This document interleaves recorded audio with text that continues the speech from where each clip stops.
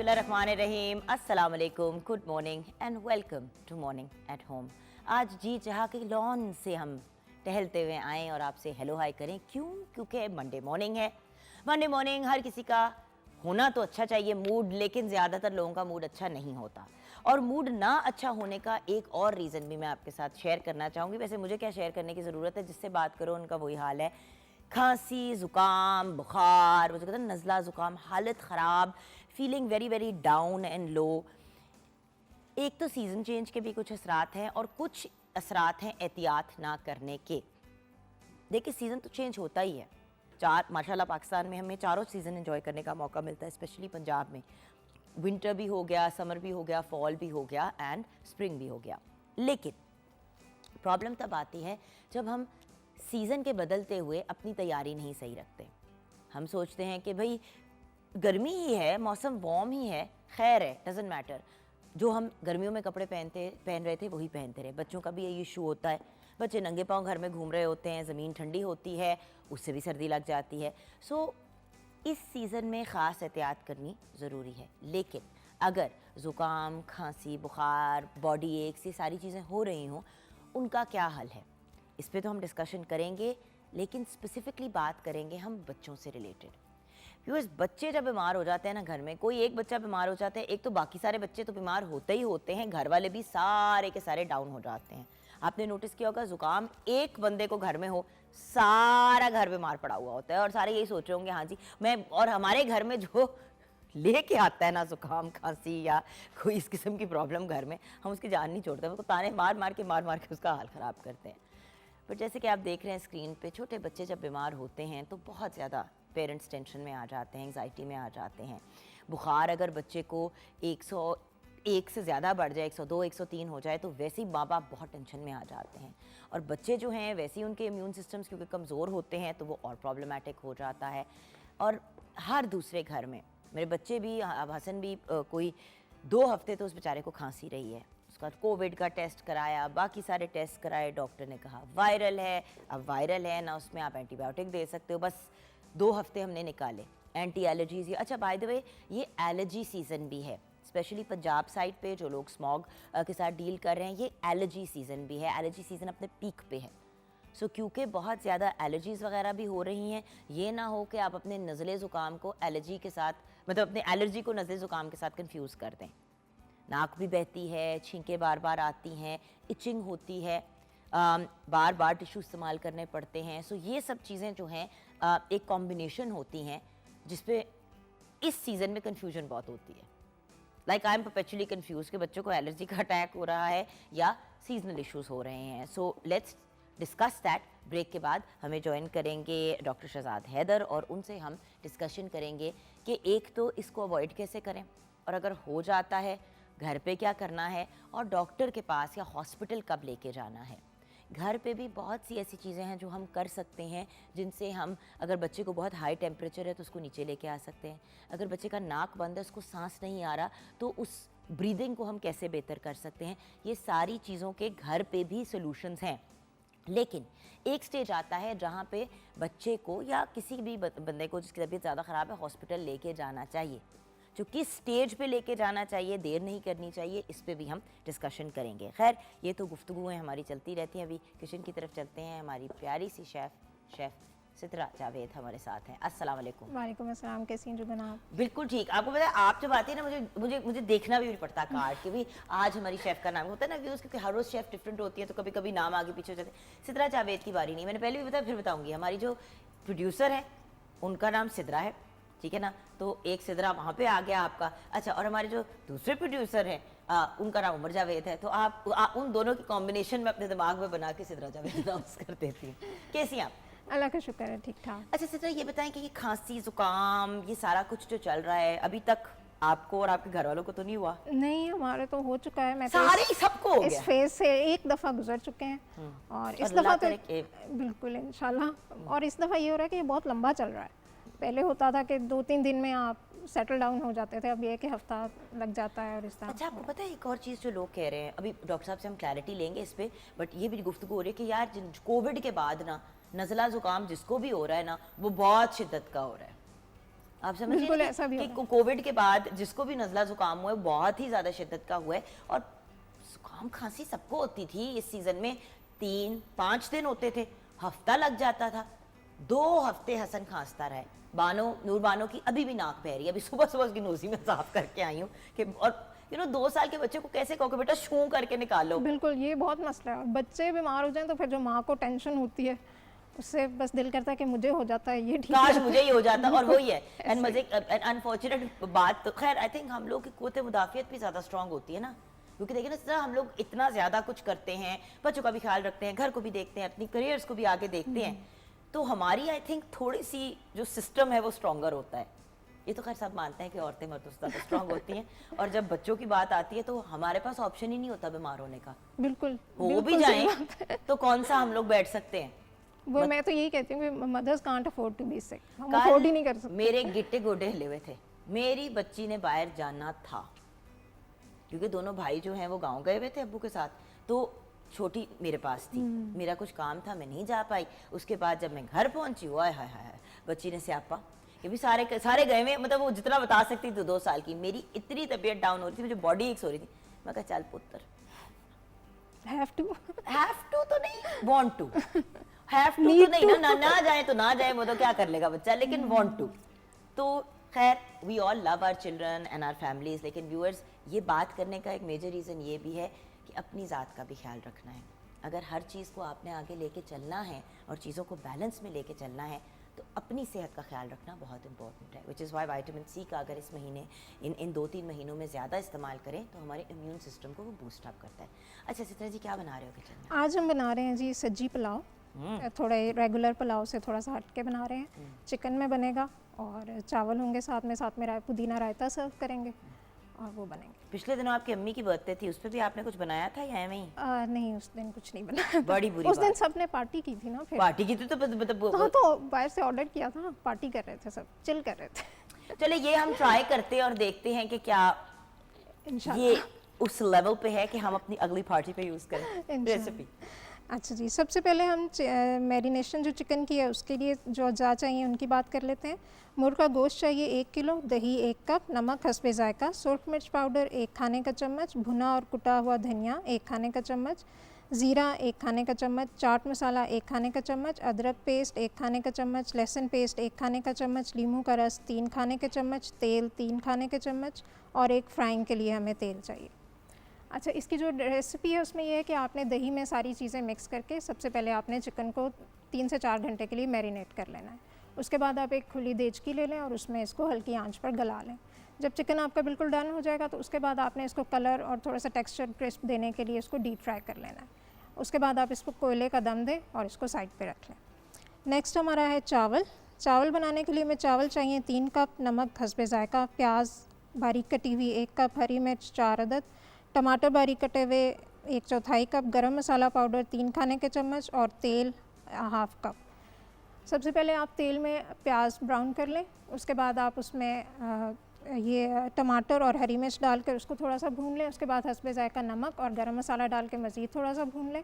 उसके बाद आप चावल के हिसाब से अपना पानी डालिए और उसके बाद जब वो उसमें बॉयल आ जाए तो फिर आप चावल डालकर उनको बना लें। जब तो 80% डन हो जाए तो फिर आपने वो जो चिकन आपने पहले रेडी किया था वो इसमें डाल के और जो मसाला बचा हुआ था वो चावल में मिक्स करके उसको आप 15 से 20 मिनट के लिए दम दे दें।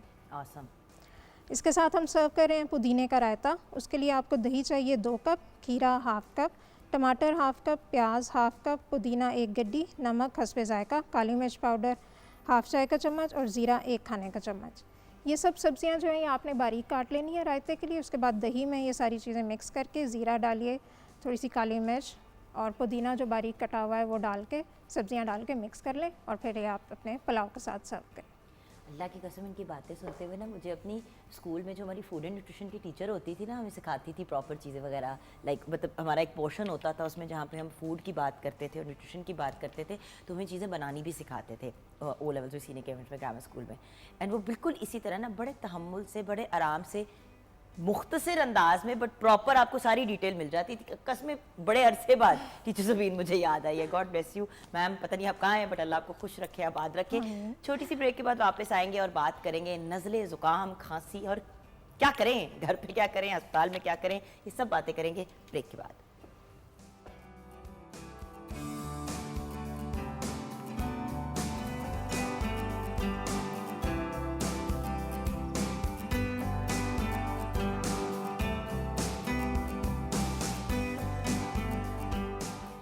Welcome back from the break, viewers. The man who needs no introduction, but we introduce him anyway. The absolutely brilliant Dr. Shahzad Haider हमारे साथ हैं तो आप चाइल्ड स्पेशलिस्ट।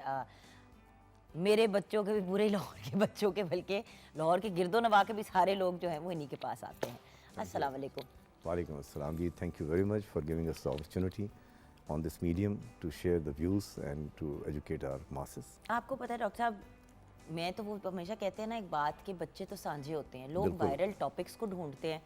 मेरा पॉइंट ये होता है कि देखें, ज़िंदगी में जो भी चीज़ आप करीब से देखें या जो भी चीज़ आप खुद एक्सपीरियंस कर रहे हो और आपको पता है कि दूसरे लोग भी इससे गुजर रहे हैं और आपको अपने साथ भी हो रहा है, तो फिर ज्यादती है कि आप व्यूअर्स के साथ वो बात ना शेयर I agree करें। अब with पिछले 2 हफ्ते से मेरे अपने भी घर में, आपको पता ही है डॉक्टर साहब, हमजा को हुआ, हसन को हुआ, घर में सब स्टाफ को भी हुआ, आई ऑल्सो। जिस तरह अभी ब्रेक में आने से पहले मैं कहती डॉक्टर साहब मैं ले तो रही हूँ एंटी एलर्जी रात को, लेकिन सुबह में एक जंग जैसा का टेस्ट नहीं होता अजीब सा, उसके साथ I wake up in the morning, I don't know what else, how to else, अजीब सा एक टेस्ट होता है मुंह के अंदर एवरी सिंगल डे। डॉक्टर साहब वॉक पे जाती हूँ शाम को, I go with my friend Nida, we go for like a walk and exercise वगैरह, क्योंकि मुझे काफ़ी उसने धक्का दिया कि बहन आ जाओ वापस। बिल्कुल तो सही। अब हम जाते हैं और लिटरली हमारी आवाज़ वॉक शुरू करने से पहले और हमारी आवाज़ फिर वो वॉक करने के बाद बदल चुकी होती है। What is this? देखें, माहौलियाती तब्दीली जब भी आती है और आपके मौसमों की तब्दीली के साथ माहौलियाती तब्दीली भी होती है, उसमें चंद एक वायरसेस बहुत कॉमन हो जाते हैं और ये वायरसेस हमारे जिस्म में दाखिल होकर ख़ास तौर पर हमारे निज़ाम तनफ़ुस को, हमारे रेस्पिरेटरी सिस्टम को अफेक्ट करते हैं।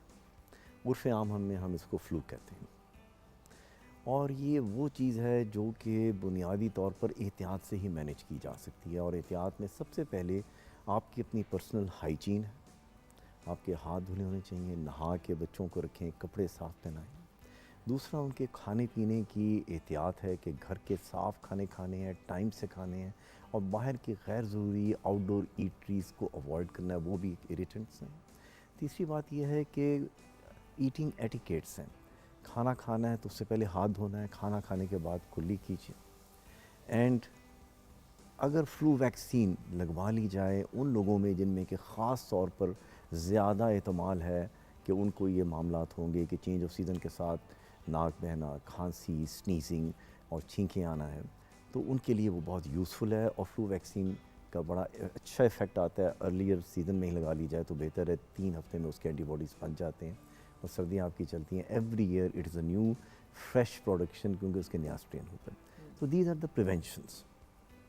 अच्छा डॉक्टर साहब, इधर मैं नमोनिया का भी पूछना चाहूँगी। नमोनिया शॉट के बारे में भी लोग बड़ी बात करते हैं, वो किसके लिए? क्योंकि देखिए इस वक्त हम बच्चों से किसी स्पेसिफिक बात कर रहे हैं। अच्छा, और 6 माह के बाद आपने मुझे अभी, जैसे मैं कह रही थी कि नूर तो अभी सिर्फ 2 साल के, तो आपने कहा जुगन उसको लास्ट ईयर भी लग सकता था। नहीं, 6 महीने के बाद आप फ्लू वैक्सीन लगा सकते हैं। 6 महीने का बच्चा हो जाए तो आप बिल्कुल लगा ठीक सकते है। हैं। नंबर 2 ये है कि नमूनिया जो हैं एल्डरलीज़ में, और एल्डरलीज़ क्या मतलब इवन 50s और 60s के अंदर, 1 shot, not every year but 1 shot बहुत मुफीद, मुनासिब और फ़ायदेमंद। वंस जिंदगी में एक दफ़ा लगा लिया जाए ताकि उनकी वो इम्यूनिटी दोबारा बिल्टअप हो जाती है। और इसके साथ साथ अगेन वही एहतियात जो आपने बच्चों के लिए मैंने कही है, वो बड़ों के लिए भी है। आपने ख़ास तौर पे हमारे अब माहौल का एक हिस्सा बन गया smog, whenever the winters are there तो स्मॉग भी साथ आती है। तो उसमें भी आपने देखना है कि उस वक्त जबकि स्मॉग ज़्यादा है आप ज़रा आउटडोर एक्टिविटी ना करें। और अगर करनी है, बेशक के मास्क आपकी सारी चीज़ों को एलिमिनेट नहीं करता, लेकिन वो काफ़ी हद तक एक प्रोटेक्शन दे देता है from the normal dust particle suspended in the atmosphere, और वो हेल्पफुल होता है। और फिर साथ गरारे कर लिए जाएं और बाहर की गैर ज़रूरी जो ग़ज़ाई अज्जा हैं उनसे आप परहेज़ कर लें और घर के साफ़ खाने खा लें, हाथ धो लें। ये सारे मामूलात कहने को तो मामूली हैं, लेकिन इनके नतीजे बड़े ही अहम हैं, क्योंकि इन्हीं ज़राए से वो जरासीम ने आपके जिस्म में जाना है, निज़ाम तनफ़ुस को इफ़ेक्ट करना है और वहाँ से ही वो मामलात आगे शुरू होने। सो इसमें एहतियात इलाज से बेहतर जो है, उससे बेहतर मुस्ताक कोई बात नहीं हो सकती जितनी कि फ़्लू के मामले में। फ़्लू बेसिकली एक सेल्फ रिमिटिंग चीज़ है, वो उसमें कोई बहुत ज़्यादा मेडिकेशन की रिक्वायरमेंट नहीं होती। आपने बेसिकली फ़ीवर को मैनेज करना है, वो भी अगर फ़ीवर हो रहा हो तो। अच्छा पर डॉक्टर साहब ये भी तो एक इशू है ना आजकल के, मतलब लोग कहते हैं कि फ्लू शॉट का क्या फ़ायदा, जुकाम तो मैं फिर भी हो गया था, थोड़ा ये उसमें फ़र्क भी बता दें। देखिए वैक्सीनेशन के बड़े एडवांटेजेस हैं। नहीं वैक्सीनेशन बट देखिए फ्लू शॉट हमें किस चीज़ से बताता है, नज़ले ये शू से या कोई एक्सट्रीम चीज़ होती है फ्लू? कोल्ड और फ्लू क्या है, एक ही चीज़ है? फ्लू जो है वो बेसिकली एक वायरल इन्फ्लेमेशन है, वायरस है जो कि बॉडी में गया, आपके रेस्पिरेटरी सिस्टम निज़ाम तनफ़ुस को उसने इफ़ेक्ट किया, मुतासिर किया, उसकी सोजिश की जिसे हम कहते हैं स्वेलिंग की, और उसके बाद उसकी वजह से उसके सांस लेने में आमदोरफ्त में एक दिक्कत पैदा हो जाती है, और उस सोजिश की वजह से ही बाकी इलामात जैसे नाक का बहना, खांसी, छींकें वो शुरू हो जाती हैं। और वो फिर अगर बहुत ज़्यादा परसिस्ट करता है, आगे चलता रहता है, करेक्ट नहीं होता, तो यहाँ से फिर ब्रोंकियोलाइटिस और आगे निमोनियाज़ की भी सूरत इख्तियार कर सकता है, क्योंकि वो एक कंड्यूसिव एटमॉस्फेयर बन जाता है बैक्टीरियल इन्फेक्शन के लिए भी। हैंसफोर्थ आपने उसको पहले तो एहतियात से रोकना है, अगर हो भी जाए तो आराम करना है, अच्छी ग़िज़ा खानी है, साफ़ ग़िज़ा खानी है, और साथ गरारे कर लीजिए। और फ्लू वैक्सीन का एडवांटेज ये होता है कि 90% तो वो काफ़ी हद तक मामला होता नहीं है। अगर हो भी जाए तो उसमें वो शिद्दत नहीं होती, कोई कॉम्प्लिकेशंस नहीं होती, और जो मामला है वो उसी इस चीज़ हद तक जिस तरह तकलीफ कोविड में होता है ना कि कोविड की कोविड वैक्सीन लगा लो। अच्छा हर कोई कहता है हमें मुझे तो वैक्सीन लगी, मुझे कोविड हो ही नहीं सकता। हो सकता है आपको, बिल्कुल हो सिर्फ ये है कि वो ऐसे होगा कि जैसे नज़ला जुकाम होता है, ना कि अल्लाह माफ़ी दे हॉस्पिटलाइजेशन। मैं हमेशा सेम थिंग विद टाइफॉइड। मैं हमेशा वैक्सीनेशन की जब काउंसलिंग करता हूँ तो उन्हें कहता हूँ कि 90% तो जनाब आपकी ये डिज़ीज़ के ना होने का चांस है, लेकिन अगर 10% हो भी जाती है तो उसमें वो शिद्दत नहीं, वो हिद्दत नहीं, वो कॉम्प्लिकेशंस नहीं है, पेचीदगियाँ नहीं है, हॉस्पिटल एडमिशन नहीं है, लाइफ थ्रेटनिंग नहीं है, जानलेवा नहीं है। तो ये सारी वो फ़वाइद हैं जो कि इसको विन विन सिचुएशन बनाती हैं। हर हाल में फ़ायदा ही फ़ायदा है, और ये वो ख़र्चा है जो कि आने वाले ख़र्चों से आपको बचाता है। ख़र्चे के अलावा जो आने वाली आपको फ़िक्र, परेशानी, एग्ज़ाइटी है उसके साथ मुंसलिक होती गवर्नमेंट है। हॉस्पिटल्स में फ्री नहीं लगता, नहीं, ये वैक्सीन जो है ये आपको पेमेंट के साथ खरीदनी पड़ती है। ठीक है। गवर्नमेंट हॉस्पिटल के अंदर हमारे पहले 9 महीने तक की वैक्सीनेशन अवेलेबल है, हाँ जी। और उसके बाद 15 मंथ तक भी है। और उसके साथ मैं ये भी बताना चाह रहा हूँ कि वो एक गवर्नमेंट का बहुत मुस्तहसन इकदाम है कि उन्होंने यहाँ तक अवेलेबल कर दी है, but that is not the complete picture. ठीक है। उसके अलावा 1 साल से लेके 2 साल के दरमियान में there are at least 8 to 10 vaccination, 8 से 10 हिफाजती टीके हैं जो गवर्नमेंट के पास अवेलेबल नहीं है, लेकिन बच्चे को लगने ज़रूरी हैं। लत लगने ज़रूरी है। और ये हमारा बताना आप पे फ़र्ज़ है, और वो वालिदैन का उनके लिए फिर फ़र्ज़ है कि वो इसके ऊपर अमल करें, क्योंकि यकीनन उसमें ख़र्चा ज़रूर होता है प्राइवेटली, लेकिन आप अगर उसको प्रॉज एंड कॉन्स वे करें कि अगर हम ये ख़र्चा करें तो हम किन किन चीज़ों से बच रहे हैं, तो वो बहुत सेंस बनाता है। It is wisdom to act in advance and in prevention rather than waiting. और आगे तो जाके अब यूनिवर्सिटीज़ के एडमिशन्स के अंदर दे मेक इट मैंडेटरी कि आपने ये वैक्सीनेशन लगाई हैं कि नहीं लगाई। वो फिर वहाँ पे भी बच्चे आते हैं, वो अपनी लगवा के जाते हैं तो उनकी एडमिशन होती है। वाई नॉट बिफोर, ताकि उनको सारी ज़िंदगी वो एडवांटेज मिले। और ये आपकी WHO की स्टेटिस्टिक्स हैं कि इस दफ़ा इस जनरेशन के बच्चे जिनकी इन्फेक्शन हाइजीन अच्छी है, जिनकी न्यूट्रिशन अच्छी है और जिनकी वैक्सीनेशन अच्छी है, they have a life expectancy around 100 years इंशाल्लाह। इंशाल्लाह। लेकिन उसमें vaccination will always play a very very crucial role in addition to nutrition, कि आपने प्रोटीन्स देनी है, बिकॉज प्रोटीन्स नहीं आपकी क़ुव्वत मुदाफ़ियत बिल्ड करनी है, प्रोटीन्स नहीं आपकी नशोनमा और ग्रोथ को आगे फॉरवर्ड करना। असल में वही वाली बात है ना व्यूअर्स, घर की आपकी फाउंडेशन कमज़ोर है, आपने बड़ा सा उस पर बड़ा खूबसूरत घर तामीर कर लिया है, वक्त के साथ उस फाउंडेशन की कमज़ोरी की वजह से दीवारें भी गिरेंगी, छत भी गिरेगी, और पूरा का पूरा घर आपका बर्बाद हो जाएगा। अल्टीमेटली हमारी बॉडी को यही होता है ना, एंड में you fall apart and it ends. So उसको डिले करने के लिए बिल्कुल बेस से from the foundation up it has to be strong. जितनी मर्जी डेंटिंग पेंटिंग बाहर से कर लो। अभी तो ये अल्लाह का शुक्र है कि ये इसमें कई ऐसी बीमारियां हैं जो कि आज से 20 साल पहले उनकी वैक्सीनेशन अवेलेबल नहीं थी, और वैक्सीनेशन अवेलेबल हैं and may be at a certain price, but look at the advantage कि दे बट आर फायदा गिविंग यू भाई प्रोटेक्शन। आपने 4-5 हज़ार रुपए की कोई चीज़ अगर लगा भी ली, इंजेक्शन लगा लिया, वो आपको ज़िंदगी के लिए प्रोटेक्ट करता है। और हमें एक बात समझनी है कि बच्चे जो हैं वो हमारी मलकियत नहीं है, हमारी मलूकियत नहीं है, वो हमारे पास इमानतें हैं जिनकी हमारे ऊपर कुछ शराइत लाजिम है और उनको हर हाल में हमने पूरा करना है। अच्छी सेहत देनी है, अच्छी वैल्यूज़ देनी है, अच्छे लाइफस्टाइल हैबिट्स देने हैं। यही लाइफस्टाइल हैबिट्स उनके आगे करेक्टर बनते हैं और यही उनकी आगे डेस्टिनी बनती है। So we have only 20 years at the most जो कि हमारे पास वो होते हैं। उसके बाद they are going to fly off the nest, उन्होंने चले जाना और होता है। फिर उन्होंने जो फिर वो और फिर मतलब रहे भी सारी हमारे पास तो करते वही हैं जो उन्होंने करना सारी होता है। ज़िंदगी जो आपने वो इनकलकेट कर दिया उस टाइम में वही उनका असासा है। चाइनीज़ प्रोवर्ब है bend the bamboo when it is young. तो वो आपके पास अपॉर्चुनिटी होती है and you are the role model. और आपके पास अल्लाह ने ये इतनी आपको इम्पोर्टेंस दी होती है कि you are going to shape the destiny of a young individual for the whole of its life. तो इसको बड़ा प्रेशियस एक रिस्पॉन्सिबिलिटी समझ के और इसको प्रिविलेज समझ के इसको आप जो है ना अपने कंप्लीट किया करें। अमेजिंग। अच्छा डॉक्टर साहब, अब आ जाते हैं, शू शू हर किसी के घर में हो रहा है, खांसी जुकाम वटेवर।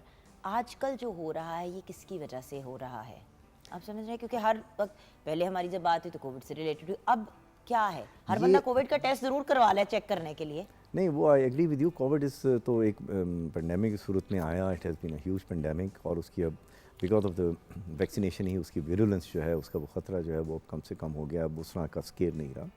ये तो नॉर्मल वही सिंसिटियल वायरसेस हैं जो कि हर साल आपके चेंज ऑफ सीज़न के वक्त they are more prominent, more active.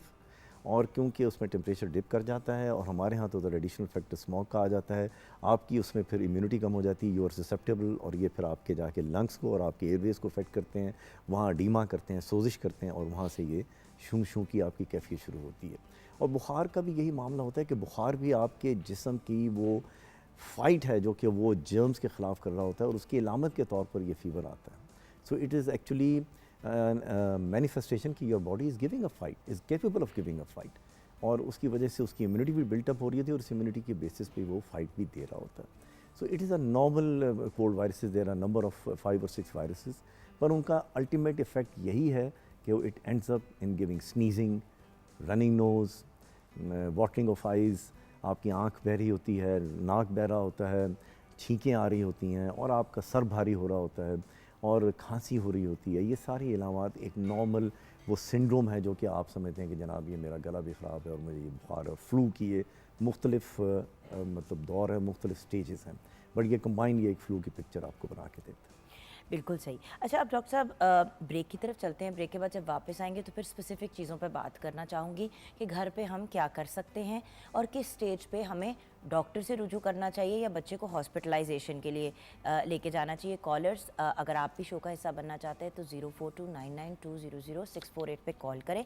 आप ब्रेक में भी कॉल करेंगे, हम आपका सवाल, आप अपनी ये ज़रूर बताइएगा कि आप कहाँ से कॉल कर रहे हैं और आपका नाम क्या है और अपना सवाल, हम वो भी अभी ब्रेक के बाद कवर करेंगे। मेरे भी बड़े सवाल हैं, आपके भी बड़े सवाल हैं। और अगर आपने सोशल मीडिया पे हमें मैसेज करना है तो मॉर्निंग एट होम हमारा फेसबुक का पेज है। छोटी सी ब्रेक के बाद वापस आएंगे। डॉक्टर शहजाद हैदर हमारे साथ हैं।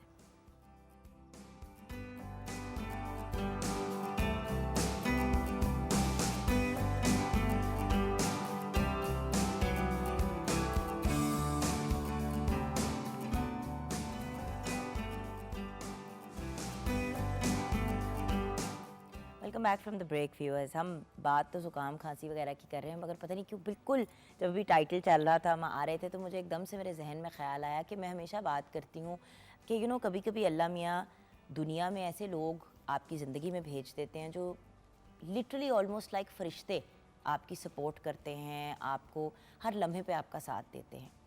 और अगर उनमें से एक इंसान वो हो जो आपके पीडियाट्रिशियन हो या आपके चाइल्ड स्पेशलिस्ट हों, तो एक माँ की एज अ पेरेंट जर्नी बहुत आसान हो जाती है। मेरे बेटे हमज़ा को बेसिकली टाइफाइड हुआ था, आई स्टिल रिमेंबर, एंड मैं इतनी परेशान हो गई और समझ नहीं आ रही थी कि उसको हुआ क्या है, और रिपोर्ट्स भी कुछ ऊट पटांग सी आई। और इस दौरान मैनी ईयर्स अगो, अभी हसन भी नहीं पैदा हुए थे, इससे कुछ 7 साल पुरानी बात है, और तब मेरी मुलाकात डॉक्टर शहजाद हैदर से हुई थी। और व्यूअर्स, फैसल उस वक्त ट्रैवल कर रहे थे, उनका इंटरनेशनल केस चल रहा था, अम्मी की मेरी तबीयत नहीं ठीक थी, मैं बिल्कुल अकेली थी। और डॉक्टर साहब ने भाइयों से बढ़ के, बाप से बढ़, we are close to each others age group, तो मैं इसलिए वो बात नहीं है ना, बट लिटरली जो होता है ना कि आप किन लोगों को लुक अप टू करते हैं अपने शौहर के अलावा, आपका बाप होता है, आपका भाई होता है और आपकी औलाद होती है, तो literally like a brother, like a father. मेरे साथ अस्पताल में, मुझे कभी नहीं भूलेगा डॉक्टर साहब, जब आप वो जो डिफेंस में एक हॉस्पिटल है वहाँ पे आप मेरे साथ सारी रात मेरे बच्चे के का ख्याल रखने के लिए रुके थे। आप अपना काम कर चुके थे, आप कोई 4-6 घंटे मेरे साथ रुके हैं जब तक मैं अपने बच्चे को घर नहीं लेके गई। मैं ज़िंदगी में कभी नहीं भूल सकती। और by the way viewers, he had no idea कि मैं मीडिया में काम करती हूँ, मैं क्या करती हूँ क्या नहीं, इनको कुछ नहीं पता था। ये अपने हर पेशेंट का ऐसे ही ख्याल रखते हैं। और मैं बार बार इसलिए डिफरेंट फोरम्स पे ये बात शेयर करती हूँ बिकॉज अच्छे लोग बड़े कम रह गए हैं इस दुनिया में। जी डॉक्टर, बहुत बालगराई मैंने अगर झूठ बोला है तो आप बोलें कि मैंने ये नहीं हुआ, ये हुआ था कि नहीं हुआ था। This was a normal professional duty on me, और अल्लाह ने का शुक्र है कि वो शिफा दे देते। डॉक्टर साहब लोग और फोन हमारा नहीं काम उठाते, सिर्फ सर्विस डॉक्टर देना साहब होता है। डॉक्टर्स फोन नहीं उठाते। इस वक्त बहुत सी माई टीवी इस वक्त देख रही हैं और वो आपको बड़े गारंटी के साथ ये बात कहेंगे, डॉक्टर फोन ही नहीं उठाते, आप फोने करते रहते हैं, आगे से मैसेज आता है I am busy please message. अब आपके बच्चे को सांस नहीं आ रहा, आप क्या करें। खैर, ये शायद दूसरे डॉक्टर्स के लिए भी एक पैगाम है कि प्लीज़, बहुत से लोग बहुत अच्छे भी हैं बट कुछ डॉक्टर्स ऐसे हैं जिनके लिए शायद पैसे बनाना इतना अहम हो गया है कि उनके पेशेंट्स की हेल्थ उस लेवल पे सिग्निफिकेंस नहीं रखती। तो एक रिक्वेस्ट है कि 2 लम्हे बाद सुन लिया करें बस, उससे ही आधी बीमारी निकल जाती है। अच्छा, मेरा नाम समीना है और मेरा ताल्लुक सरगोदा से है। मेरा सवाल ये है कि मुझे फ्लू और कॉफ रहता है और मैं अपनी 1 साल की बेटी को फीड करवाती हूँ। मैं खुद को और बच्ची को कैसे प्रोटेक्ट करूं? बहुत ही अच्छा सवाल है ये। इन्हें कहें सबसे पहले अपनी हाइजीन का ख्याल रखें, और ये अपनी हाइजीन के अलावा मास्क इस्तेमाल किया करें, यानी कि फीड कराएं, ख्याल बच्ची का करें तो उस दौरान मास्क। वो बच्ची है, वालदा से दूर तो नहीं रह सकती। और दूसरी बात यह है कि ये फ्लू वैक्सीन ज़रूर लगवाएं, इनको बेनिफिट होगा। विटामिन डी ज़रूर लेते रहें, डी मैक्स उसके मतलब ड्रॉप्स हैं, ज़रूर ले लिया करें, दैट हेल्प्स। खाने पीने में प्रोटीन बेस्ड खाने खाया करें जिससे कि एनर्जी बढ़ती है और एंटीबॉडीज उससे डेवलप होती हैं। और विटामिन सी डॉक्टर साहब, हाँ, विटामिन सी इज क्योंकि वेरी देखिए ना हेल्पफुल। समीना की कुव्वत मुदाफियत फिर कमज़ोर है, जो यकीनन, बार बार उसको जुकाम खांसी हो रहा और है, ये हर साल हो रहा है, तो she is an ideal candidate for a flu vaccine जिसके अंदर कि हमेशा होने का एहतमाल है। नहीं बेटा, वो बच्ची को फीड कराती है तो कोई बात नहीं, नो प्रॉब्लम। सो वैक्सीन लगाने के बाद आप बच्चे को फीड करा सकते हैं, बल्कि आपकी साल की बच्ची को भी आप वैक्सीन लगवा बिल्कुल लगा सकते हैं, उनको भी लगा सकते हैं। मास्क रखें। दूसरी ग़िज़ाई जो है इल्लत से बच के रहें और मौसमी शिद्दत और हिद्दत से भी बच के रहें।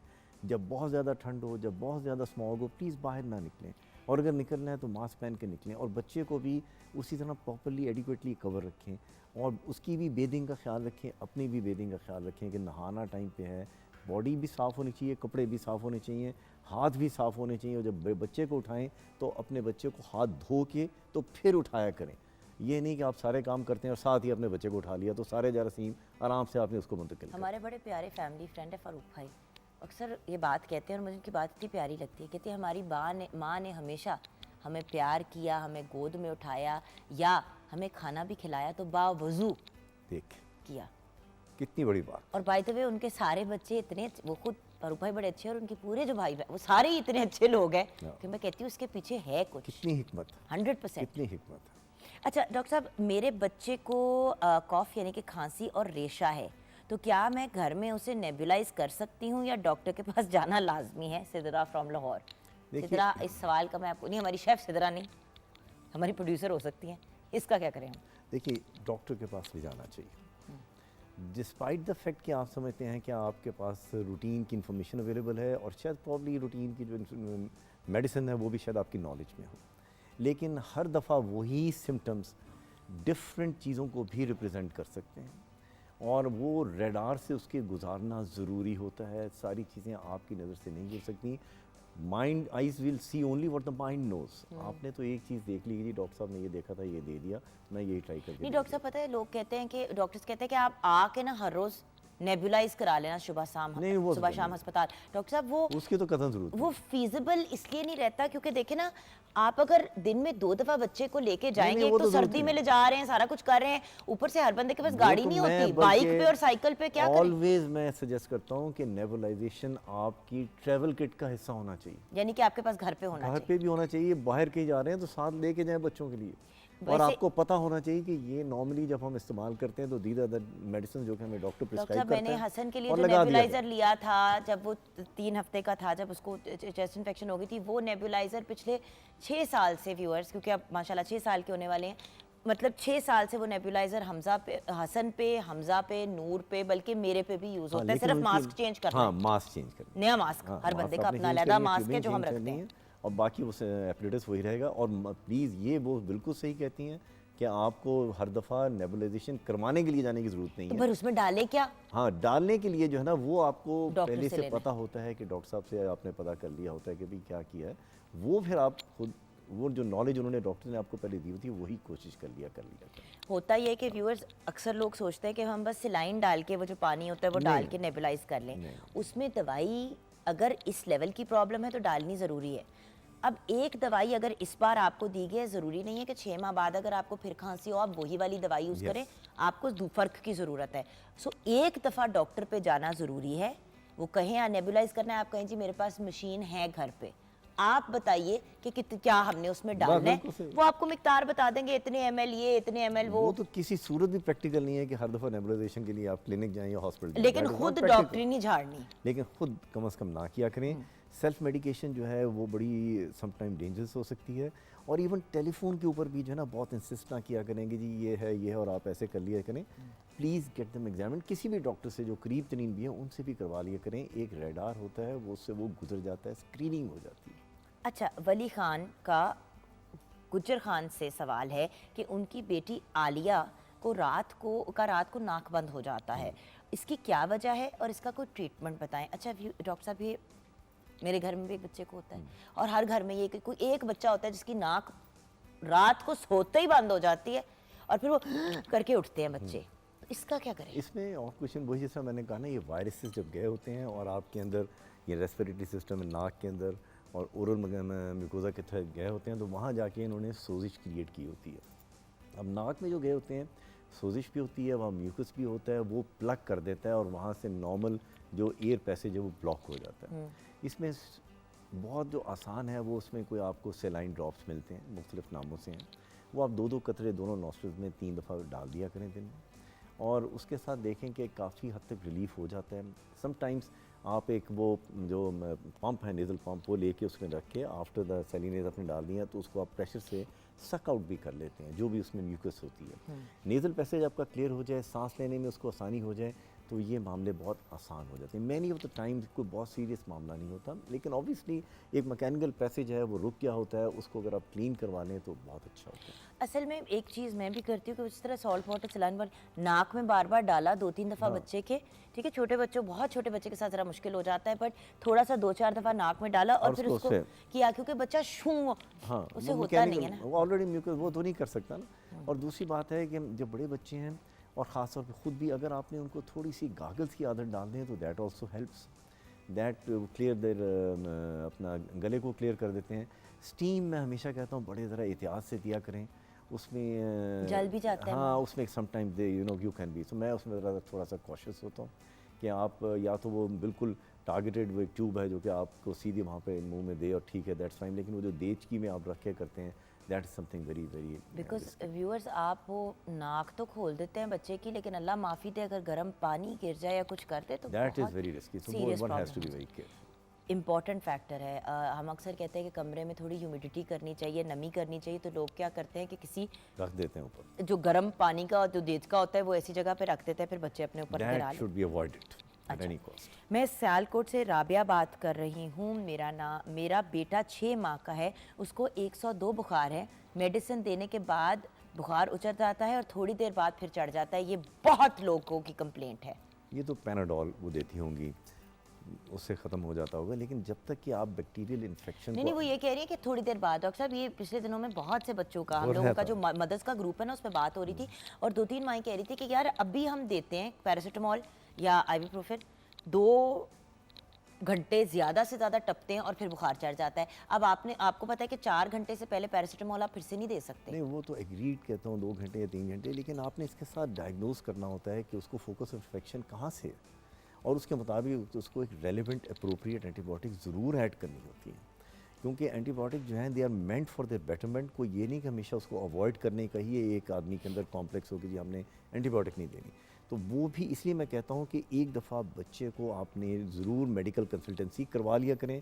गवर्नमेंट हॉस्पिटल चले जाएँ, आउटडोर चले जाएँ, प्राइवेट क्लिनिक चले जाएँ, लेकिन कोई भी डॉक्टर साहब देख लेंगे ना तो वो आपको 7 एंटीपायरेटिक है जो बुखार ख़त्म करने वाली दवाएं हैं उसके साथ जो एक प्रॉपर एंटीबायोटिक वो एडवाइस कर देंगे और वो कम्बिनेशन में टीम वर्किंग में ही उनके बुखार को कंट्रोल करेंगे। और बुखार कंट्रोल होने में 24 to 48 आवर्स लगते हैं। You have to console your self कि जनाब ये बटन नहीं है कि मैंने ऑफ़ किया तो ये ठीक हो जाएगा। Give some time to the patient and give time to yourself. एक बड़ा इंपॉर्टेंट सवाल है डॉक्टर साहब, मैं ये लेना चाह रही हूँ। हाँ जी, हेरा का सवाल था रावलपिंडी से। 6 साल का बच्चा है उनका, 3-4 महीने से उसको खांसी है और बुखार है और वो ख़त्म ही नहीं हो रहा था। डॉक्टर ने अब इन्हेलर पे उस बच्चे को डाल दिया है।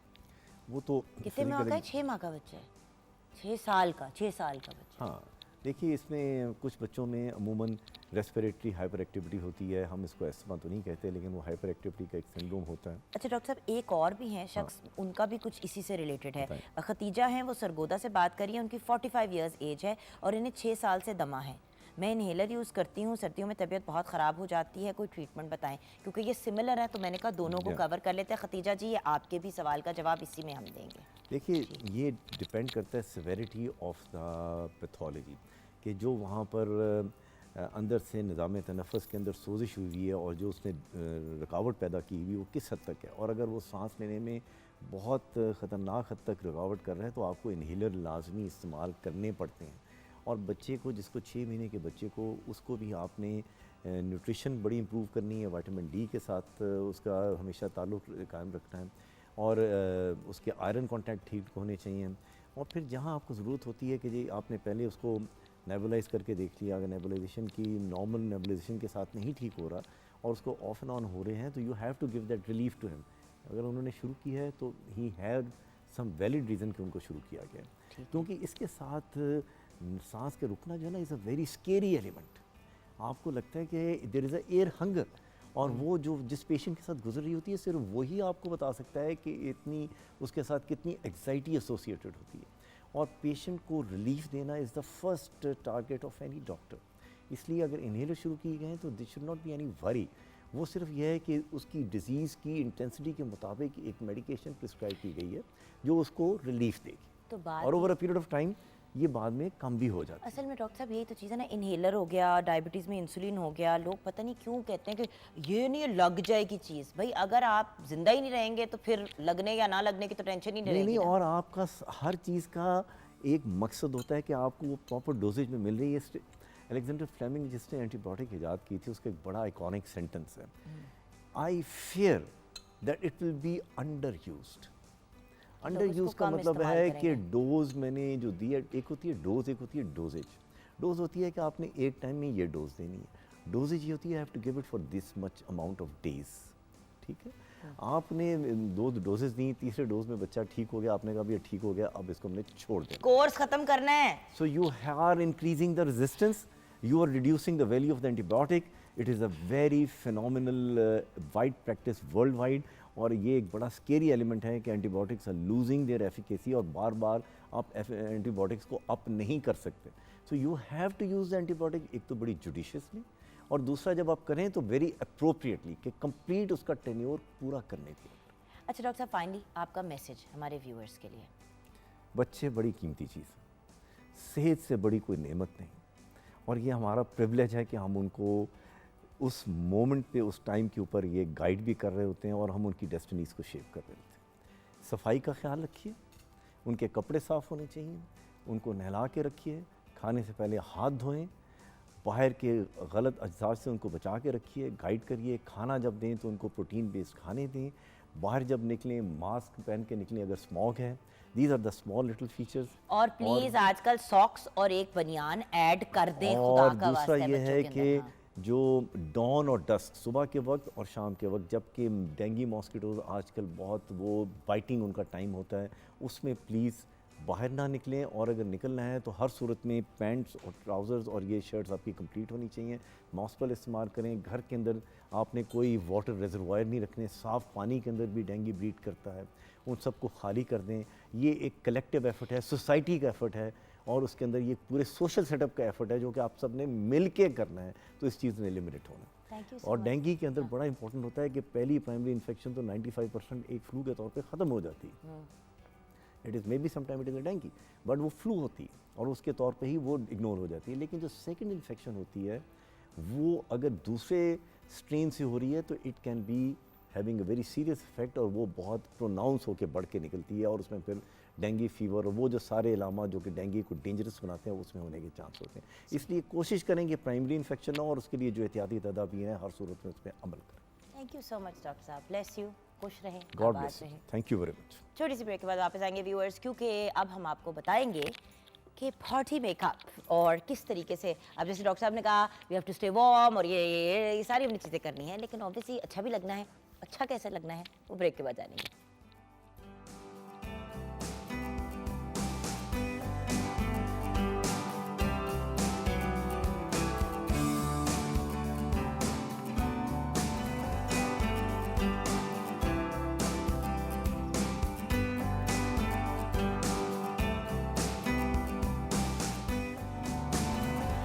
Viewers, welcome back from the break. And आपने एक सर सामने आते हुए देखा, वो हमारे सिंगर का सर था। उनसे पहले मुलाकात कर लेते हैं।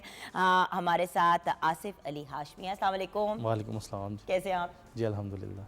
अभी हम आपसे भी गुफ्तगू करेंगे, लेकिन अभी हमने एक एक्चुअली लाउंज सेट किया। मैं चाहती हूँ ज़रा हमारे व्यूअर्स को हम एक दफ़ा विजुअल दिखाएं ना कि हो क्या रहा है। हमने सोचा कि भी हमने डॉक्टर साहब से बड़ी सीरियस बातें की हैं, आपको बताया है कि आपने एहतियातें क्या क्या बरतनी हैं इन दिस सीज़न। लेकिन इस सीज़न के साथ साथ एक और बड़ी मज़े की चीज़ आती है, और वो हैं गेट टुगेदर्स, फैमिली के फंक्शंस भी होते हैं। कभी कभी पूरे ख़ानदान जो है पूरे पाकिस्तान से जमा हो जाते हैं अराउंड दिसंबर, नवंबर, जनवरी, मतलब जब भी बच्चों की छुट्टियों का टाइम आ रहा हो या मार्जिन मिले। फिर शादियां भी हो रही होती हैं, there so much stuff happening. लोग अपने सारे इवेंट सेव कर लेते हैं कि यार मौसम अच्छा होगा तो करेंगे। अच्छा, अब तैयार होना इस चीज़ का एक बड़ा इंपॉर्टेंट एलिमेंट है। अच्छे कपड़े अगर आपने पहने हो, आपका मेकअप अच्छा हुआ हो, तो you feel a lot more confident. नहीं करना वो आपकी मर्जी है, लेकिन यूजुअली दैट्स द आइडिया। सो मोना काशिफ आज हमारे साथ हैं। अस्सलाम वालेकुम। वालेकुम अस्सलाम। आप एक मेकअप आर्टिस्ट हैं और आप हमें गाइड करेंगी कि किस तरीके से, मतलब makeup artist and hair stylist both, तो आपको गाइड करेंगे कि भाई हेयर कट किस किस्म का आप करा लें अगर विंटर में, तो वो आपके लिए सूटेबल रहता है ऑल ईयर राउंड। मतलब ऑल ईयर राउंड नहीं तो कम से कम आपका सीजन सुकून से निकल जाता है, क्योंकि हेयर स्टाइल भी इंसान को वो चाहिए होता है जो चले। You know what I mean, मतलब हेयर कट जब इंसान कर लेता है, मतलब और हेयर स्टाइलिंग आप अपनी करवा लेते हो, तो you want something that's lasting. So उस पर भी बात करेंगे। And then of course wardrobe is absolutely essential. वो कहते हैं ना, clothes make it a man. और उसी तरह आपने नोटिस किया है कि लास्ट वीक पूरा, और कुछ नेक्स्ट वीक में भी आप देखेंगे, one of my favourite designers who I have recently discovered personally and I am a very big fan, Alishba Khalil हमारे साथ हैं। अस्सलाम वालेकुम। अस्सलाम वालेकुम। अच्छा, अपने नहीं, खुद कपड़े पहने, खुद वेस्टर्न पहन के आ गई हो, ये क्या बात हुई? हम सब कुछ शलवार कमीज से पहनती हो और खुद वेस्टर्न कपड़े पहन लेती, क्या हाल है? मैं बिल्कुल ठीक। You look great bye the way, Thank you. माशाल्लाह। ओके, सो आज हम करेंगे ये कि मोना हमें गाइड करेंगी कि किस तरीके से हम मेकअप कर सकते हैं जो इजी और क्विक हो, right? So let's start with makeup and then I will come to you Misbah, and आप गाइड करना कि इस वक्त सीजन का कलर क्या चल रहा है, what's the in season, what kind of looks work, what kind of looks don't work. कुछ थोड़ा सा हम इस पे भी क्लैरिटी ले लेते हैं, राइट? सो आइए मोना जी, हमारे साथ पलाली पलाली सी दो लड़कियां हैं। एक हमारे साथ सायरा हैं, and then we have with us Alisha. अस्सलाम वालेकुम। सो हम इनके साथ, अच्छा वो कपड़े उन्होंने इतने खूबसूरत पहन लिए हैं कि पता नहीं मेकअप कोई देखेगा कि नहीं। हाँ जी, मेकअप इतना अच्छा होगा कि देखे। अभी तो मतलब जो है ना, अब देखिए ना, वार्डरोब वाला मसला हल हो गया, कहते हैं ना हमारी फाउंडेशन सेट हो गई है। जी, अब चेहरे का हमने क्या करना है? चेहरे का मैं इनका सॉफ्ट मेकअप करूँगी, पार्टी मेकअप है आज, जो घर में हम खुद कर सकें इजीली। जैसे आप पार्लर नहीं जा सकते तो मेकअप आप चाह रहे हैं कि खुद ही घर कर लें, तो मैं सॉफ्ट और बहुत इजी तरीके से बताऊँगी कि मेकअप खुद कैसे किया जा सकता है। अच्छा, अब इनके चेहरे से माशाल्लाह माशाल्लाह she doesn't need any foundation, बल्कि आंखों के नीचे भी एज सच हल्के नहीं है, बहुत अच्छी इनकी स्किन है बहुत अच्छी स्किन है माशाल्लाह इनकी, लेकिन थोड़ा सा इनको कवरेज थोड़ी सी पड़ेगी, पिगमेंटेशन हाँ। थोड़ी सी करनी पड़ेगी। अच्छा, मुझे ना जो चीज़ और लगती है कि इस सीज़न में लोग अक्सर ये करते हैं कि लेप देते हैं मेकअप अपने मुंह पे। जैसे हम कपड़ों के बहुत से लेयर्स पहनते हैं, पता नहीं क्यों विंटर में चेहरे पे भी बहुत से लेयर्स आ जाते हैं ऑफ मेकअप। सो थोड़ा सा लेयरिंग अगर हम कम रखें, कम जितना रखें। सॉफ्ट मेकअप रखेंगे, जितनी बेस कम लगाएंगे उतना अच्छा और उतना नीट और उतनी ज़्यादा देर वो करेगा स्टे। So let's start. जी जी बेटा, उनको जो जो चाहिए साथ हाँ, साथ। मुझे कंसील, जी, सो कंसीलर सबसे पहले लगेगा। जी मैं थोड़ा सा इनका कंसील करूँगी, हल्का सा, इनको ज़रूरत नहीं है इतनी, इनकी स्किन बहुत अच्छी है, लेकिन फिर भी थोड़ा सा कंसील करना है। देखोगे तो आप फिंगर के साथ लगाओगे, अच्छी ब्लेंडिंग होती है। लोगों को खैर बहुत शौक होता है कि वो घर में डिफरेंट चीज़ें यूज़ करें उसके लिए, क्योंकि एक्चुअली ऑनलाइन लोगों ने अपनी चीज़ें बेचने के लिए ऐसी ऐसी वीडियोस बनाते हैं, ये यूज़ करेंगे तो आपसे आपकी इतनी अच्छी ब्लेंडिंग होगी, ये होगा वो होगा, ऐसे जितना होगा वैसे। आप घर में अगर आपने करना है अपने लिए, तो जितना अच्छा हाथ से होगा ना, ब्रश से नहीं इतना अच्छी ब्लेंडिंग होती है। बिल्कुल। सो हमने हल्का सा इनकी अंडर आई को कंसील किया है, जी एंड नाउ देखो, एक एक टोन इनके फेस में लाइट बेस करूँगी। अच्छा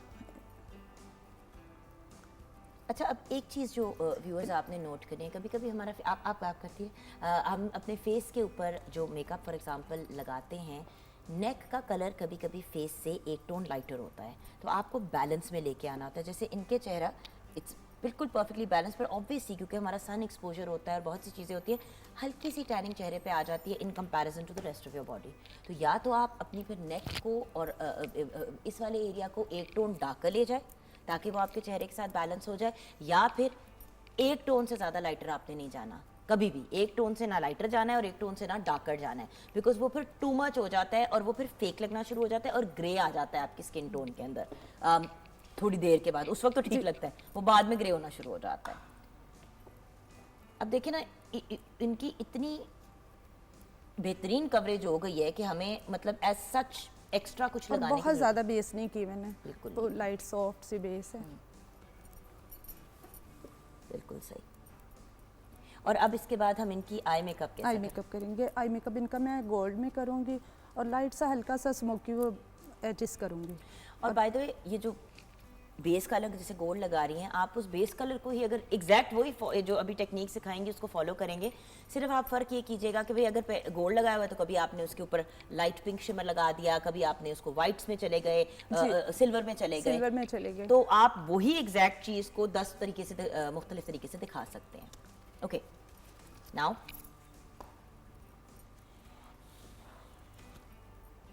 सो what are we going to do? इसके बाद अब नेक्स्ट स्टेप इज़ आइस।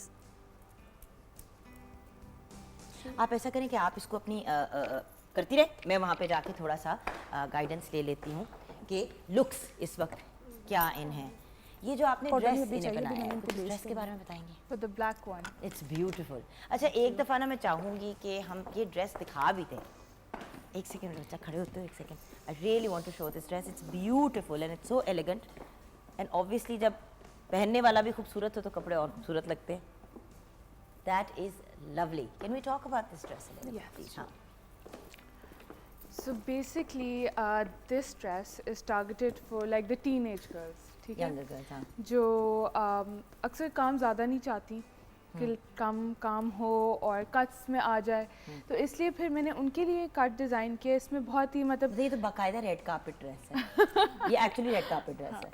ये मतलब ये गले पे जिस तरह कट वर्क हो गया, देयर थोड़ी सी एम्ब्रॉयडरी स्लीव्स पे, और फिर सीक्वेंस का काम है, बीड्स का काम है, और नीचे कट वर्क और पीछे एक फ्लेयर। यूजली टीनेज गर्ल्स यही चाहती है ना, पीछे तो ऐसे फ्लेयरी हो हमारे आउटफिट्स Looking like a अच्छे लगे। princess. एग्जैक्टली, सो हमने उस चीज़ को टारगेट किया टीनेज गर्ल्स को। Awesome. Okay, so आ जाओ। अच्छा, नेक्स्ट ड्रेस की तरफ आते हैं। अच्छा, this is very much the kind of dress that you would wear Traditional, yeah. to socialize or to, मतलब कुछ शादी पे जाना है या या इधर आ जाओ बेटा, हाँ जी। अच्छा, अब जिस तरह पहले तो एक तो जिस तरह इसके कलर्स हैं हमारे, I love the ठीक है, गोटा।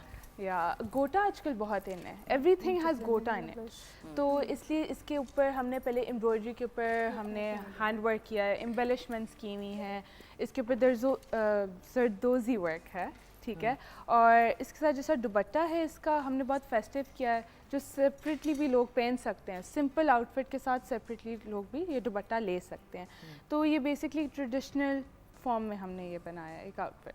बिल्कुल, So, it's beautiful, thank you. आ जाओ बेटा। सो अच्छा, सो अब मुझे ये बताइए कि आजकल व्हाट्स इन व्हाट्स आउट, थोड़ा सा हमें भी बता दो ताकि यू नो कलर्स कौन से इन है, कट्स कौन से इन है, किस किस्म की look is the look you should carry this season. You know एक ज़माने में सब वेलवेट हो गया Yeah. था, फिर then there was a season where everything was ghagra choli, Yeah. Even casual कपड़ों में भी घाघरा चोली में लोग जा रहे थे। सो अब क्या है?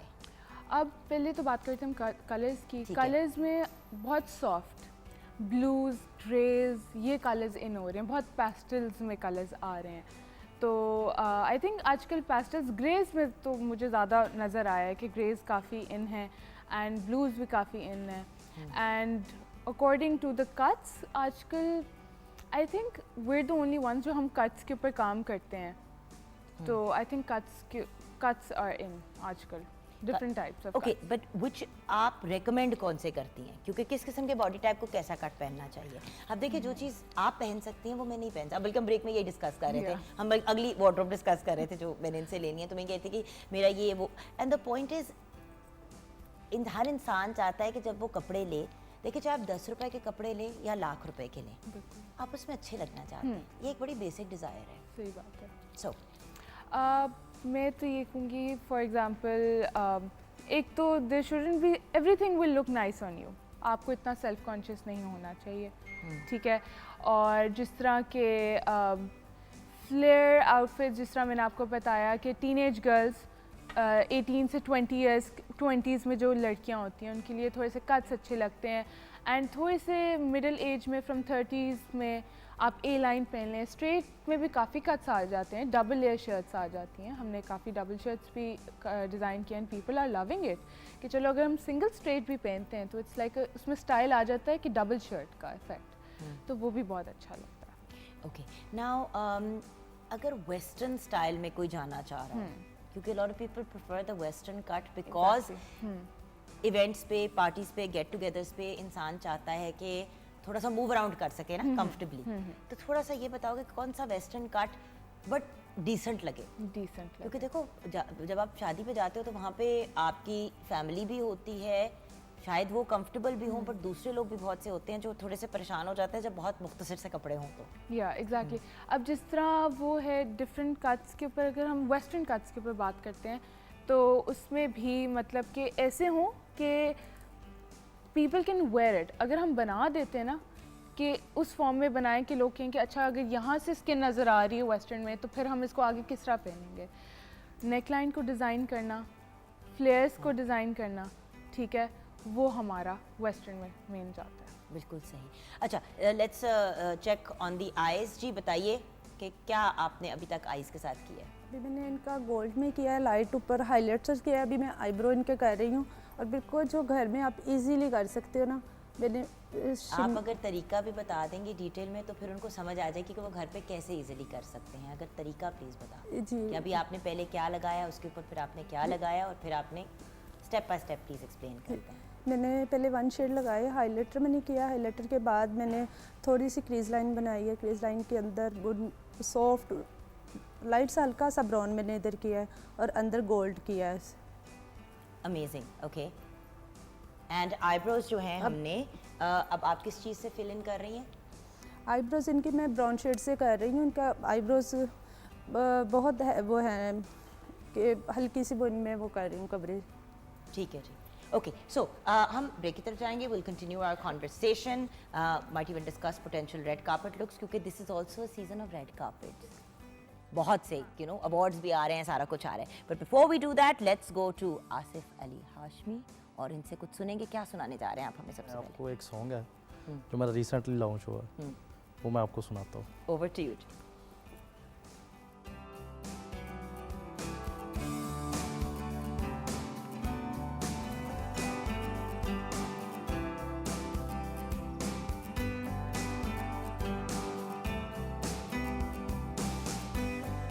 Welcome back from the break viewers.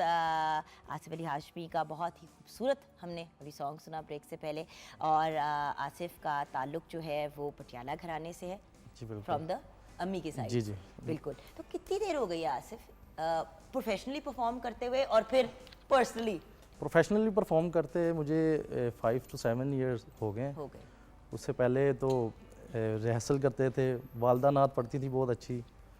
वो बताते हैं ना कि हमारी ये फैमिली में जो फीमेल्स होती हैं ये बहुत अच्छी नात पढ़ती हैं, गा लेती हैं, लेकिन इनको परमिशन नहीं होती कि जो प्रोफेशनलिज्म में ये गा लें। तो मैं वालदा को फॉलो करता था, वो नात पढ़ती थी, बड़ा अच्छा लगता था। फिर मुझे उनको फॉलो करते करते मुझे तजस्सुस आया है कि मैं भी नात पढ़ूं। तो मैंने नात शुरू की, उन्हें सुनाई, उन्हें बहुत अच्छा लगा। तो उन्होंने कहा मुझे बेटा आप नात पढ़ा करें। तो मैं नात महफिल में जाता होता था, ये जो मिलाद होता है यहाँ पे बहुत लोग अच्छा समझते थे, अप्रिशिएट करते थे। फिर करते करते मुझे रिदम से मुझे लगाव हो गया, फिर मैंने रिदम के साथ गाना शुरू है ही किया। रूह की ग़िज़ा। जी जी बिल्कुल। तो वो होता है ना कि हमारे वो ताल में बच्चे गाते हैं, हमारे टेम्पो में गाते हैं, बचपन से ही हमारे अंदर ये गॉड गिफ्ट हमारे है। बच्चों को भी सिखा दो, हमारे बच्चे। यू आर 20 years old, हंसने की just बात है। thinking वो about- हंस रही है कि हाँ छोटा सा हमारा एक बच्चा बैठा हुआ है और वो कह रहा है हाँ बच्चे, what do you know, you are a बच्चा योरसेल्फ। इसको भी रोना सिखाएं सुर में। वैसे मुझे भी वैसे है इंटरेस्ट के गाऊं, मगर आजकल सबको आवाज़ थोड़ी इंटरेस्ट सी- है इसमें, ये तो आम कर दिए हुआ लोगों ने, जिनको नहीं भी पता वो भी गा रहे हैं। नहीं देखो, ट्यूनर के साथ तो कोई भी गा लेता कोई है, भी गा लेकिन असल सॉफ्टवेयर गायकी- ऐसे आ गए हुए हैं कि जो अनाड़ी है वो भी अपनी नहीं, तरफ बट से अपना खिलाड़ी। सॉफ्टवेयर भी तो ठीक होना जी, जी, चाहिए ना, बिल्कुल। हार्डवेयर तो ठीक हो ताकि सॉफ्टवेयर उसमें हम जी, सही जी, फिट सीधा कर वही। पाएं। ओके, सो इट्स बीन और माशाल्लाह फिर 5-7 साल से अब जी, बिल्कुल। प्रोफेशनली जी, मैं काम कर रहा इजाजत हूँ। किसने दी मुझे वालदा ने इजाज़त दी, प्रोफेशनली? उनका ही मैं स्टूडेंट हूँ, उन्होंने मुझे इजाज़त दी है। फिर मैंने बग्गा भाई के साथ गाया, अभी रिसेंटली मैंने खान साहब राहत फ़तेह अली खान के साथ मैंने मूवी का सॉन्ग किया है, जिसमें मैं हूँ, राहत साहब हैं, दीबा किरण जो फीमेल सिंगर हैं। वाह, तो बस लगे हुए हैं अल्लाह पाक। मज़ीद और कामयाबी दे। कुछ मेरे प्रोजेक्ट्स हैं जो ऑन दी वे हैं, आ रहे हैं। जसपाल साहब हैं इंडिया से, जो हमारी है ना ये सिख इंडस्ट्री, यहाँ से मैंने 2 सॉन्ग किए हैं, वो भी इंशाल्लाह आएंगे। इंशाल्लाह। फिर ये एक जो ऐनक वाला जिन चलता था सीरियल, उसका सेकंड वर्जन स्टार्ट वो किया एक जिस तरह आर्टिस्ट लेजेंड के लेवल होते हैं ना, ऐनक वाला जिन का लेजेंड स्टेटस जी, जी, बिल्कुल, बिल्कुल। It's that level of project. तो मुझे शहजाद कैसर साहब ने मुझे हायर किया, बुलाया, उन्होंने कहा बेटा मैंने आपको सुना है, आप काइंडली हमारे लिए कुछ करें। तो मैंने कहा सर मैं तो कुछ कर नहीं सकता, आप हमारे लेजेंड है, सीनियर है हमारे। तो उन्होंने मुझे इजाज़त दी कि बेटा आप करो। मैंने अभी रिटर्न ऑफ नस्तूर, उनका जो सेकंड सीरियल है वो ऑन एयर होने वाला है, उसमें मैंने OST किया है। तो उसका राइटर भी मैं हूँ, लिखा भी मैंने है, ट्यून भी मैंने बनाई है। तो साजिद हुसैन चक्कू साहब ने उसका म्यूज़िक किया है। तो अमेजिंग, वो भी ऑन दी वे है तो बहुत कुछ ऑन द वे इंशाल्लाह। इंशाल्लाह। Well, best of luck. इंशाल्लाह जी। ओके रिश्वा, आपकी कहानी मैं ज़रा समझना चाह रही हूँ, क्या है कहानी? मतलब you know this Rishwa Nabeel, I been wearing the clothes also. फिर एकदम से एक बड़ी मज़े की खबर भी ब्रेक में आपने शेयर की। तो 21-22 साल की उम्र पे प्रोफेशनल फील्ड में आ गए, हुआ कैसे? डिज़ाइनिंग में इंटरेस्ट कैसे डेवलप हुआ? कुछ थोड़ी बैक स्टोरी बताओ। बैक स्टोरी ये है कि है तो पिछले मुझे- हफ्ते की, क्योंकि अभी भी पैदा हुई थी, बट फिर भी मेरा इंटरेस्ट बेसिकली मेरे फादर से आया। मैं शुरू से अपने फादर को देखती आई हूँ डिज़ाइनिंग करते हुए, यू नो, क्लाइंट्स को अटेंड करते हुए। फिर उसके बाद जिस तरह ही use to work all day in the office, सारा दिन ऑफिस में बैठ के स्केच करना। मैं स्कूल के बाद जाती थी, मैं यूज़ टू सी हिम, अच्छा बैठ के काम कर रहे हैं, मैं साथ अपना होमवर्क कर रही हूँ और इस तरह करके। तो वहाँ से इंटरेस्ट डेवलप हुआ। तो जब बाबा की पार्टनरशिप डिज़ोल्व हुई विद आसफा, तो फिर उसके बाद I decided to step in. मैं इस वक्त सोच रही थी, अच्छा आप रेशमा नबील हो गए कितनी? ठीक है। नहीं था मेरा पहले से इंटरेस्ट कि मैंने जाना है इस तरफ, but you know I got a chance at that moment, मुझे एक चांस जल्दी मिल हो गया गया। कि अब बाबा के साथ, बाबा ने कहा सोच लो, if you want to do it, करना है तो कर लो। मैं कहा लेट्स डू इट, एक अच्छा चांस है बाप बेटी मिलकर एक ब्रांड खोलें। इट्स रेयर, हाँ एक रेयर बात है। होता ही है कि फिर या फिर बाप देख रहा होता है या बेटी, फिर दोनों की इन्वॉल्वमेंट नहीं होती, बिल्कुल। क्योंकि ऑब्वियसली फिर वो एक एज डिफरेंस के अलावा जो एक एलिमेंट होता है ना बाप और बेटी, बट खैर वो कहते हैं बेटियां होती बाप की होती, वो कहते हैं बेटियां होती ही बाप की हैं और बेटे होते ही माँ के माँ हैं। के। और ये दो क्लासिक एग्जांपल हमारे सामने जी, जी, हैं। बिल्कुल। ਉੱਥੇ मम्मा ਕੋਲ इजाजत है, ਇੱਥੇ पापा ਕੋਲ इजाजत थी। अच्छा, so but who suggested it? देखो बहुत बड़ी बात है कि एक इतना एस्टैब्लिश बंदा नबील भाई जो हैं वो आपका नाम साथ अटैच करें। मैं भी अपने बच्चों का नाम अपने का किसी भी काम में अटैच करने से पहले 1000 दफ़ा कंसिडर करूं कि कर भी लेगा या कर भी लेगी कि नहीं। ये ना हो कि जितनी इज्जत बनाई है वो गर्क करते हैं। I am being very blunt. तो फिर क्या हुआ? ये गुफ्तगू किस तरह शुरू हुई और किसने कहा कि फिर ये कर लेते हैं? मैं पहले से ही आर्ट्स में थी, मैं टेक्सटाइल कर रही थी किनेट से। ठीक है, मैं करती थी, आई यूज़ टू डिज़ाइन। साथ साथ ना मेरी शुरू से ना कोई इवेंट होता था, बाहर कहते थे अच्छा ये इवेंट आ रहा है, तुम अपना डिज़ाइन खुद ही ड्रेस डिज़ाइन करो, मुझे कट निकाल के दो, क्या करना है, क्या काम होगा, यू डिज़ाइन योर आउटफिट। तो शुरू में जब आसफा एंड नबील होते थे, तब जब मैं ऑफिस जाती थी, कोई इवेंट आता था तो कहते थे अपना ड्रेस खुद ही डिज़ाइन करो। तो मैं शुरू से कोई इवेंट होता था ना अपना ड्रेस खुद ही डिज़ाइन करती थी। अमेजिंग। तो वहाँ से फिर ही वाज लाइक अच्छा नहीं कर सकती है। फिर ये वो मैं- वाली बात है ना कि आप कुछ सुनाए नहीं, ऐसा करो कि तुम मेरे साथ गाओ। जी जी वही वाली बात है ना कि इंसान फिर एक आप कॉन्फिडेंस कैसे देते हैं फिर यंग लोगों को। अच्छा, अभी तक जितना टाइम गुजारा है ये करते हुए, कितनी देर हो गई है? I think it's going to be 5 years, 5 साल होने लगे हैं। So you were like 17 or 18? 18 18 में साल। पार्टनरशिप डिसॉल्व हुई है, उसके बाद I think with in 3 months फिर हम हो गए थे।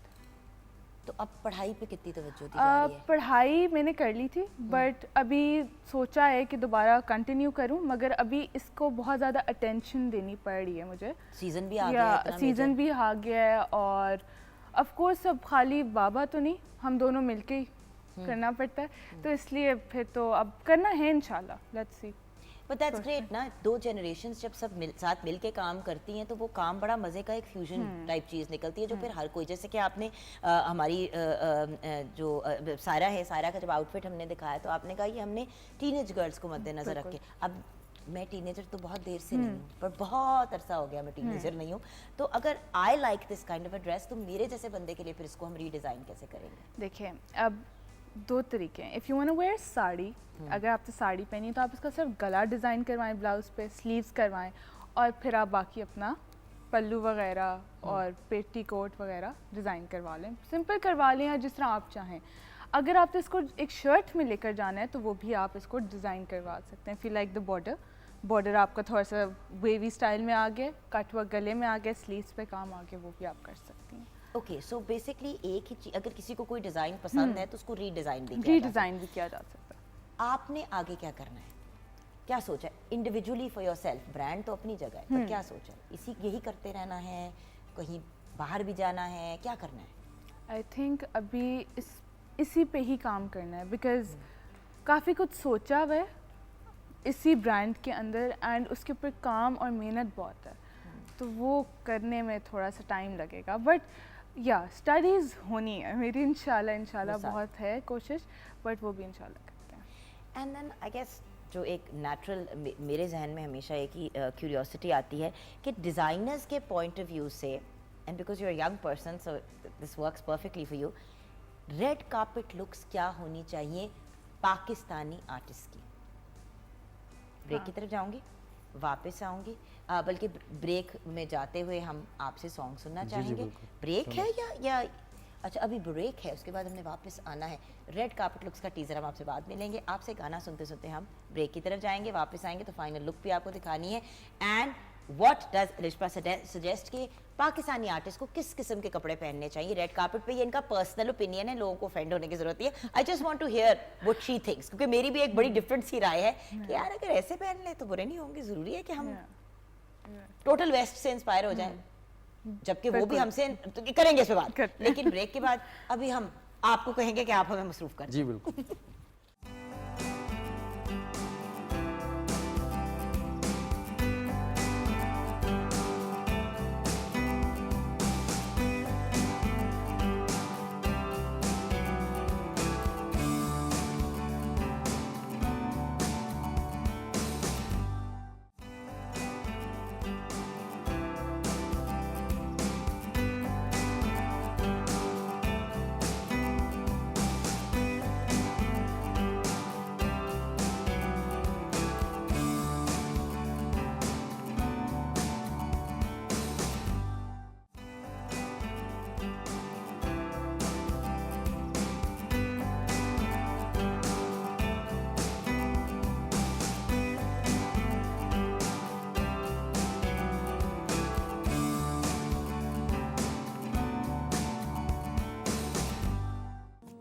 पॉसिबल नहीं था वैसे कि आप और खूबसूरत लग सकते हो, लेकिन हो गया ये माशाल्लाह। ब्यूटीफुल फेस, माशाल्लाह beautiful figure, and hence the clothes look beautiful. It's a gorgeous look. अच्छा, अगर हम कोई हेयर स्टाइल उस तरह से क्रिएट करते इस लुक के साथ, तो what would you as a designer have recommended?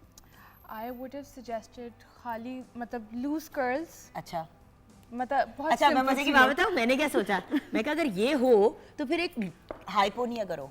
High pony बहुत Because वैसे look western at अच्छी her लगेगी। beautiful, like she's Yeah. got this beautiful हाँ। face and this gorgeous neck. तो हाई पोनी, अच्छा हेयर स्टाइल्स आप कुछ भी कर सकते हैं, बट ऑब्वियसली इसके साथ अगर आप अपडू करेंगे तो वो टू मच लगेगा। क्योंकि रिमेंबर हमने ये यंग गर्ल्स के पॉइंट ऑफ व्यू से किया है, राइट? तो फिर सिंपल कर्ल्स अच्छे लगेंगे, लूज हों, स्ट्रेट हों। आई डोंट थिंक के बालों को इतना हैवी कोई दिखाने का है, बिल्कुल, बिल्कुल। बिकॉज हमने टीनेज गर्ल्स को We have to keep younger people in mind. अच्छा, आपसे मैं ये जानना चाहूँगी, एक तो अपनी अब इस लुक को डिफाइन करें कि ये हमने क्या लुक क्रिएट की है। आपने वैसे लैशेस भी लगाई हैं, बट अगर नहीं भी आप लैशेस लगाते, जिस तरह घर पे नहीं आती बड़े लोगों को लगानी, तो आईलैश कर्लर से आईलैशेस कर्ल करके भी हैवी मस्कारा कर जी सकते हैवी हैं। मस्कारा कर लें, लाइट सा सॉफ्ट मेकअप करके बिल्कुल लाइनर लगा के लाइनर को थोड़ा सा स्मज कर लें, जैसे मैंने लाइनर लगाया इसको थोड़ा सा स्मज कर लें, ब्लेंड कर लें, लाइट सा हाइलाइटर करें और ब्लश ऑन हाइलाइटर करें, लिपस्टिक वगैरह। बिल्कुल। एंड बात ये है कि viewers, again if you do dark eyes then you do light lipstick, you do dark lipstick, you do lighter eyes, and it is really that simple. So thank you so much, आपका बहुत बहुत शुक्रिया। Thank you so much बच्चे for joining us. आपसे बहुत सी उम्मीदें वाबस्ता है। ब्रेक में मैंने आपको एक लेक्चर दिया है, जी जी बिल्कुल। उम्मीद है कि आपने मेरे लेक्चर को गौर से सुना जी, होगा, बिल्कुल। और बहुत से आपके ओरिजिनल न्यू सॉन्ग्स आएंगे इंशाल्लाह जी, इंशाल्लाह। तो इस just in the next season कितने आ रहे हैं गाने? अभी 2 सॉन्ग मेरे ऑन दी वे जो अभी रिसेंटली मैंने रिकॉर्ड किए हैं, वो इंशाल्लाह एक वीक में आपको सुनने को मिलेंगे। Amazing. So best of luck. Thank And viewers, at the end of the day, oh, and our खाना is सिद्रा जी, कहाँ पहुँची है बात? तैयार है, हमारा सब्जी पुलाव भी तैयार है और साथ रायता भी रेडी टू सर्व है। अब घर पे भी वो चीज़ें बनाई जा सकती हैं, चाहे हम खाने की बात करें, चाहे हम मेकअप क्रिएट करने की बात करें। ऑब्वियसली वार्डरोब या तो आप खुद बनवा लें, लेकिन अगर डिज़ाइनर से बनवाते हैं, ये सारी चीज़ें इन्हांस हो जाती हैं जब आप उसके अंदर एक पर्सनल एफर्ट डालते हैं। So thank you so much to the entire team for joining us, and best of luck thank you. and best of luck. Thank you. You're both, even though 5-7 years into your careers, but ये तो अभी शुरुआत है, आगे आगे क्या होता है ये तो देखी जाएगी। अपना ख्याल रखिएगा। Have a lovely week ahead viewers. जिंदगी रही तो इंशाल्लाह कल फिर मुलाकात होगी। दिस इज चिकन कासिम, खुदा हाफिज।